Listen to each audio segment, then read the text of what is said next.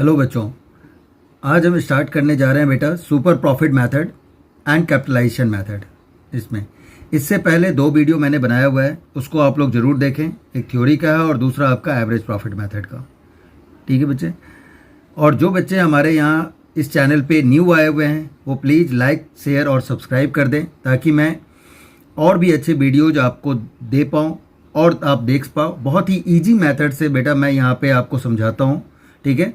और फिर भी अगर आपको कोई प्रॉब्लम्स होती है और आपको या कहीं भी डाउट्स होता है तो आप कमेंट सेक्शन में मुझे लिख सकते हैं। ठीक है बच्चे। तो अब हम सुपर प्रॉफिट मेथड स्टार्ट करने जा रहे हैं। देखिए, सुपर प्रॉफिट मेथड में हमारा क्या है बेटा, सबसे पहले आपका गुडविल का फॉर्मूला अगर हम लगाते हैं तो super profit into number of years purchases होता है। राइट। अब सुपर प्रॉफिट कैसे कैलकुलेट करेंगे, नंबर ऑफ ईयर परचेजेज तो गिवन होगा। सुपर प्रॉफिट होता है average profit minus normal profit. Right. अब एवरेज प्रॉफिट और नॉर्मल प्रॉफिट हमें कैलकुलेट करना पड़ेगा। एवरेज प्रॉफिट हम जैसे एटिटीज पहले करते थे वैसे ही हम एवरेज प्रॉफिट कैलकुलेट करेंगे। जैसे लास्ट वीडियो में मैं एवरेज प्रॉफिट के बारे में आपको बता चुका हूँ। थर्ड आपका नॉर्मल प्रॉफिट आता है। नॉर्मल प्रॉफिट्स हमारा capital employed into normal rate of return upon 100 होता है। राइट। तो कैपिटल एम्प्लॉयड कैसे निकालेंगे हम, ठीक है, उसके बारे में आगे हम बात करते हैं। और एवरेज प्रॉफिट तो ऑलरेडी हम डिस्कस कर चुके हैं बच्चे। एवरेज प्रॉफिट ऑलरेडी डिस्कस कर चुके हैं। कैपिटल एम्प्लॉयड आपका total assets minus outsider liabilities होगा, और इसमें से आप माइनस करोगे फिक्टिशियस एसेट्स इफ एनी, अगर गिवन होगा तो फिक्टिशियस एसेट्स माइनस करेंगे। नॉन ट्रेड इन्वेस्टमेंट माइनस करेंगे if any. Existing goodwill minus करेंगे अगर गिवन होगा। तो इनमें से जो भी गिवन होगा वो भी आप इसके साथ क्या करोगे, माइनस करोगे। इसे हम एसेट साइड अप्रोच कहते हैं, और ये एसेट साइड अप्रोच से आपका करना है। दूसरा एक फॉर्मूला होता है लायबिलिटी साइड अप्रोच से बेटा इसका। ठीक है। लायबिलिटी साइड अप्रोच से हमारा क्या होगा कि कैपिटल प्लस रिजर्व्स ये आप ऐड करोगे, और अगर इन तीनों में से फिक्टिशियस एसेट्स गिवन हो, नॉन ट्रेड इन्वेस्टमेंट गिवन हो, एग्जिस्टिंग गुडविल गिवन हो, इनमें से कुछ भी गिवन है या तीनों गिवन है, तो आप क्या करोगे, इसमें से माइनस करोगे एटिटीज, जैसे हमने एसेट साइड में किया था। ठीक है बच्चे। तो अब ये दोनों ही फॉर्मूले आपके हो गए। अब इससे रिलेटेड कुछ हम क्वेश्चंस आपसे डिस्कस करते हैं, ताकि आपको वो भी क्लियर हो जाए कि क्या है। राइट। सुपर प्रॉफिट मेथड का सबसे पहला क्वेश्चन हम 15 करने जा रहे हैं बेटा। Capital of firm of Anuj and Binu is 10 lakh given है। तो दोनों का ही कैपिटल आपका 10 लाख गिवन है, and market rate of interest is 15%। ये नॉर्मल रेट ऑफ रिटर्न आपका गिवन है 15% की रेट से। Annual salary to the partners is 60,000 each. कितने पार्टनर्स थे, अनुज और वानू, यानी दो पार्टनर थे। ठीक है। दोनों को 60-60 मिल रहा है। The profit of the last 3 years is this and this respectively. Goodwill of the firm is to be valued on the basis of 2 years purchases and last 3 years average profits. Calculate आपको क्या करना है, goodwill आपको calculate करना है। Right बेटा। तो अब आप देखिए कि जो आपकी सैलरी दी हुई है, यह इसमें से जब कभी भी अगर इस तरह से सैलरी दे दिया, दैट मीन्स यह प्रॉफिट में से डिडक्ट नहीं हुआ है। तो आपको क्या करना है, प्रॉफिट में से पहले इसको डिडक्ट करना है। अब इस सम को कैसे सॉल्व करते हैं, लुक हियर बेटा। सबसे पहले हम एवरेज प्रॉफिट निकालेंगे। एवरेज प्रॉफिट में आपका 3 लाख प्रॉफिट दे रखा था, और दोनों पार्टनर का 60-60 करके सैलरी था, तो 1,20,000 टोटल सैलरी हो जाता है। 3 लाख में से 120 आप माइनस कर दें। राइट। फिर 3,60,000 में से 120 माइनस करें, 4,20,000 में से भी 1,20,000 माइनस करें, और ये 3 years का प्रॉफिट गिवन था तो 3 से डिवाइड करेंगे। माइनस करने के बाद आपका जो प्रॉफिट आ रहा है वो आ रहा है 1,80,000, 2,40,000 और 3 लाख डिवाइडेड बाय 3। इनको आप ऐड करिए, 7,20,000 आ गया। 3 से डिवाइड करेंगे 2,40,000 हो जाएगा। ठीक है। सबसे बड़ी बात आपको समझना है बेटा कि ये मैंने ऐसे ही डिजिट्स लिख दिए हैं, बट आप चाहो तो वो फॉर्मेट के तरह बना के भी कर सकते हो। और अगर सिर्फ एक ही पॉइंट है हमारे पास, सैलरी था सिर्फ और कोई भी पॉइंट्स नहीं था, तो आप डायरेक्ट भी हम इस तरह से इसको कर सकते हैं, कोई दिक्कत नहीं है। ठीक है। लेकिन इससे पहले आप फॉर्मूला जरूर लिखेंगे कि total normal business profit upon number of years. ठीक है, वो जरूर लिखेंगे आप। इसके बाद बेटा आ जाता है आपका नॉर्मल प्रॉफिट्स। नॉर्मल प्रॉफिट क्या होता है? Capital employed into normal rate of return upon 100, right. Capital employed आपका जो गिवन है, already 10 lakh rupees already given था, तो 10 लाख, और नम रेट ऑफ रिटर्न आपका 15% है, तो 15 अपॉन 100 कर देंगे। इसे जब हम मल्टीप्लाई डिवाइड करेंगे तो ये कितना आ रहा है आपका? 1,50,000 आ गया। 20 कैंसिल कर दो आप, 15 को मल्टीप्लाई करो, ये 1,50,000 आ गया। तो नॉर्मल प्रॉफिट आपका आ गया, ठीक है। एवरेज प्रॉफिट हमारा आ चुका है। इन दोनों को माइनस कर देंगे तो हमारा क्या कैलकुलेट होगा? Super profit. इन दोनों को देखो आप, सुपर प्रॉफिट इक्वल टू क्या होगा? Average profit minus normal profit. Average profit 2,40,000 आया, उसमें से 1,50,000 आपने माइनस किया, तो 90,000 आपका क्या आ रहा है? सुपर प्रॉफिट, ठीक है बेटा। Goodwill equal to super profit into number of years purchases, right. तो बेटा एक बात ध्यान रखेंगे कि यहाँ मैंने ये शॉर्ट फॉर्म लिखा है, शॉर्ट फॉर्म आप पेपर में नहीं लिखेंगे। ये बार बार मैं इसलिए बताता हूँ ताकि आपको याद रहे कि शॉर्ट फॉर्म अलाउड नहीं करना है पेपर में, नहीं तो इसके मार्क्स डिडक्ट हो जाते हैं, राइट। सुपर प्रॉफिट 90,000 आ चुका है। नंबर ऑफ ईयर्स परचेजेज आपका दे रखा है 2, तो 2 से मल्टीप्लाई करेंगे, ये आ गया आपका 1,80,000। इसे बेटा आप बॉक्स में कर देंगे, आंसर्स को हाईलाइट करें, ठीक है। क्लियर हो गई बात? ओके। अब ये एक दो क्वेश्चंस और भी हम देख लेते हैं। बेटा ये आपका दे रखा है कि एवरेज 21 करने जा रहा हूँ, इसको आप देखिए। इस 21 में क्या कह रहा है आपसे कि 1 अप्रैल 2021 the existing firm has assets is 75,000 including cash is 5,000। तो कैश भी एसेट्स है, ठीक है। वो 3 एसेट्स को बस छोड़ना है आपको, फिक्टिशियस एसेट्स, एग्जिस्टिंग गुडविल और नॉन ट्रेड इन्वेस्टमेंट, वो ध्यान रखना है आपको। बाकी जितने भी एसेट्स होंगे वो इंक्लूड है, तो सो गुड, कोई दिक्कत नहीं है। It's creditors amounting is this, ये आउटसाइडर लायबिलिटीज हो गई आपकी। The firm had reserve is 10,000 and partners capital account show the balance is 60,000। यानी रिजर्व भी दे रखा है और कैपिटल का बैलेंस भी दे रखा है। इनको भी आप ऐड करोगे तो 70,000 हो जा रहा है। अब देखो आप 75 में से 5 आप आउटसाइडर लायबिलिटीज को माइनस करोगे तो भी आपका 70,000 हो रहा है। यानी एसेट्स अप्रोच और लायबिलिटीज अप्रोच दोनों ही तरीके से आप कैपिटल एम्प्लॉयड निकाल सकते हैं, ठीक है बच्चे। If normal rate of return कितना है आपका? 20%। Goodwill of the firm value at 20,000, यानी आपका गुडविल ऑलरेडी फर्म का गिवन है और 4 ईयर्स परचेजेज भी गिवन है ऑफ द सुपर प्रॉफिट।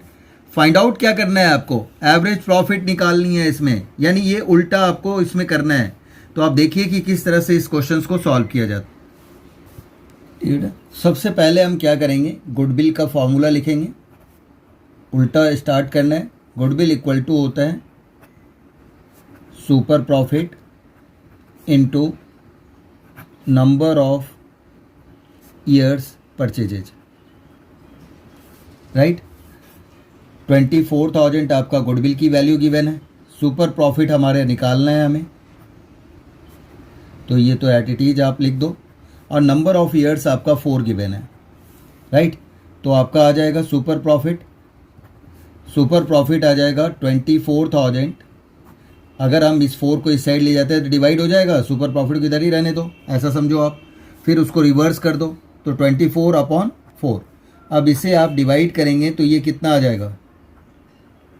6,000 आपका आ गया super profit. Clear?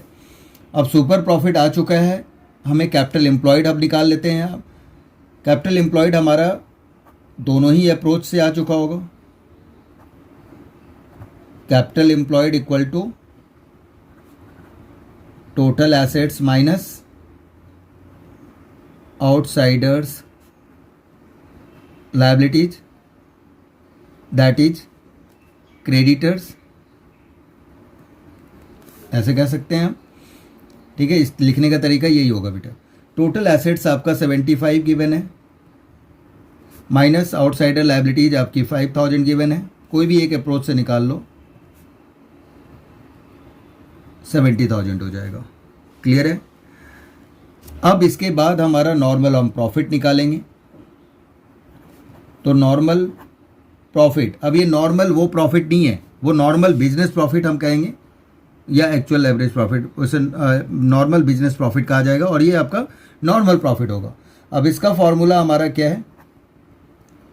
Capital employed into normal rate of return upon 100। ठीक है, कैपिटल एम्प्लॉयड हम ऑलरेडी फाइंड आउट कर चुके हैं, 70,000 है। नॉर्मल रेट ऑफ रिटर्न आपका दिया हुआ है 20%।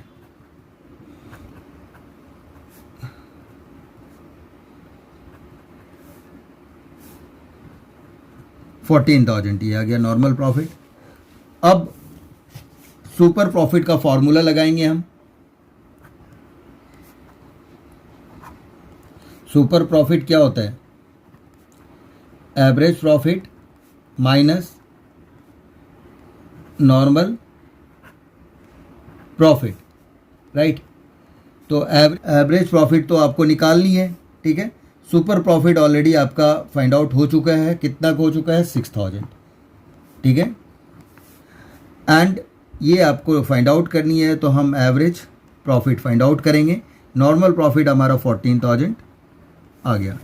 अब देखो आप, ये माइनस है, अगर इसको इक्वल के इस साइड ले जाएंगे तो क्या ये प्लस हो जाएगा, है ना, साइन चेंज हो जाता है। तो ये माइनस है, इक्वल के इस साइड ले जाइए, ये प्लस हो जाएगा। तो अब आप क्या लिखोगे? देयरफॉर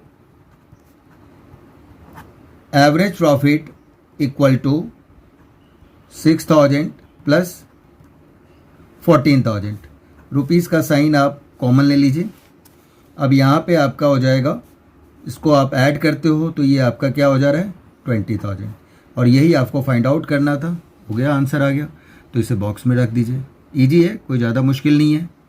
ठीक है बेटा, समझ में आ गया होगा? ओके, एक क्वेश्चन और करते हैं हम।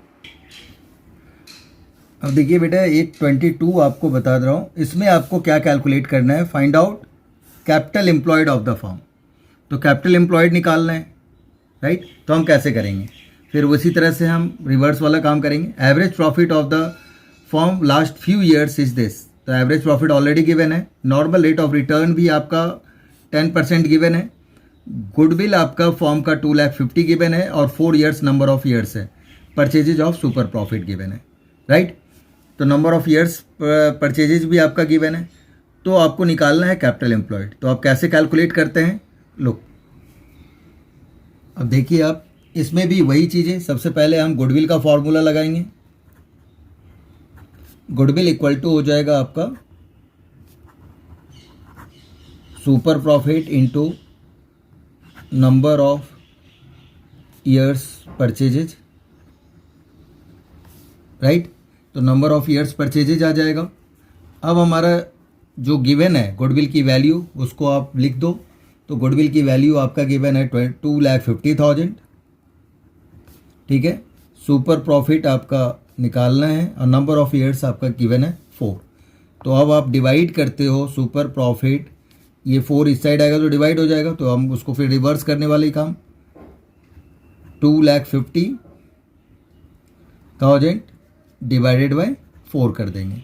अगर हम 4 से डिवाइड करते हैं तो ये कितना आ जाएगा? ठीक बेटा, तो इससे हमने डिवाइड किया, ये 62,500 आपका आ चुका है इसको डिवाइड करने पे 4 से। अब इसके बाद हमारा सेकेंड आपका हो जाएगा कि कैपिटल एम्प्लॉयड हम निकाल लें। तो कैपिटल एम्प्लॉयड ऑलरेडी आपका कैपिटल एम्प्लॉयड तो निकालना ही है हमें, राइट। तो उसको ज़रूरत ही नहीं, जैसे उस सब में हमने किया था। अब हमें क्या करना पड़ेगा? तो आपका सुपर प्रॉफिट हम निकाल लेते हैं। सबसे पहले सुपर प्रॉफिट आ चुका है, तो सुपर प्रॉफिट मेथड से आपका नॉर्मल प्रॉफिट निकल जाएगा। सुपर प्रॉफिट इक्वल टू क्या हो जाएगा? Average profit minus normal profits, right. अब इससे आपका देखिए, आप ये कैलकुलेट करें। सुपर प्रॉफिट हमारा 62,500 आया हुआ है, राइट। एवरेज प्रॉफिट आपका गिवन है 2 लाख। तो एवरेज प्रॉफिट हमने 2 लाख हमने लिख दिया, माइनस आपको नॉर्मल प्रॉफिट निकालना है, क्योंकि नॉर्मल प्रॉफिट नहीं आएगा। तो नॉर्मल प्रॉफिट हम निकाल लेंगे। अब देखो आप, ये माइनस है, इस साइड जाएगा तो प्लस हो जाएगा, और ये प्लस है, इस साइड आएगा तो माइनस हो जाएगा। तो यहाँ पे आप पहले लिख दीजिए नॉर्मल प्रॉफिट, और ये आपका आ जाएगा 2 लाख में से आप माइनस करोगे 62,500 कितना आ रहा है। अब इसे आप माइनस करके देखिए, आप ये आ जाएगा आपका, अब ये आपका नॉर्मल प्रॉफिट, हमने इसे माइनस करके ये देख लिया कि नॉर्मल प्रॉफिट ये 1,37,500 आ गया। अब नॉर्मल प्रॉफिट का फॉर्मूला हम यूज करेंगे। नॉर्मल प्रॉफिट इक्वल टू होता है capital employed into normal rate of returns upon 100। ठीक है, नॉर्मल प्रॉफिट हम फाइंड आउट कर चुके हैं, 1,37,500 आया हुआ है। कैपिटल एम्प्लॉयड हमें निकालना है और नॉर्मल रेट ऑफ रिटर्न आपका गिवन है 10%, तो 10/100 करेंगे, राइट। अब बेटा देखो कि अगर इसको हम मल्टीप्लाई है, इसको इस साइड ले जाए तो क्या हो जाएगा, ये रिवर्स हो जाएगा। ठीक है, तो अब फिर उसको आप उल्टा कर दो, यानी कि इसको इस साइड ले जाओ तो 100/10 हो जाएगा। ठीक है, 100/10 करेंगे, कैपिटल एम्प्लॉयड हो जाए, तो यानी हम डायरेक्ट इस तरह से लिख सकते हैं कि कैपिटल एम्प्लॉयड इक्वल टू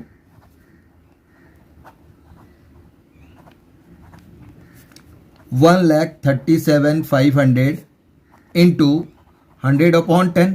ठीक है, 1010 कैंसिल कर दिया हमने।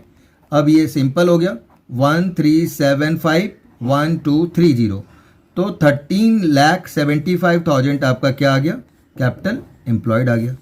यही हमें फाइंड आउट करना था। ठीक है, तो ये बेटा आपका दोनों ही तरीके से, दोनों जो अलग अलग टाइप के क्वेश्चंस थे वो मैंने आपको बता दिए। बाकी जो आपका इसमें एवरेज प्रॉफिट का नॉर्मल बिजनेस प्रॉफिट निकालना पड़ेगा, वो एट इट इज वैसे ही करेंगे जैसे हमने एवरेज प्रॉफिट मेथड में कैलकुलेट किया था। ठीक है, कोई चेंज नहीं करना है, कुछ भी नहीं करना है। हाँ, एक सबसे इंपॉर्टेंट बात, कई बार आपका गिवन होगा अंडर वैल्यूशन ऑफ स्टॉक या ओवर वैल्यूशन ऑफ स्टॉक, तो ये कौन सा स्टॉक है, यहाँ गिवन नहीं होगा कि ओपनिंग है या क्लोजिंग है। तो हमेशा ध्यान देंगे कि बाय डिफॉल्ट अगर गिवन नहीं है तो क्लोजिंग स्टॉक है। फिर से मैं बोल रहा हूँ, सम में अगर गिवन नहीं है कि ये कौन सा स्टॉक है तो बाय डिफॉल्ट वो क्लोजिंग स्टॉक होता है। आप उसको क्लोजिंग स्टॉक के अकॉर्डिंग एज्यूम करेंगे क्लोजिंग स्टॉक, और उसके बिहाफ पे ही आप कैलकुलेट करेंगे। ठीक है बेटा, ओके बाय, टेक केयर।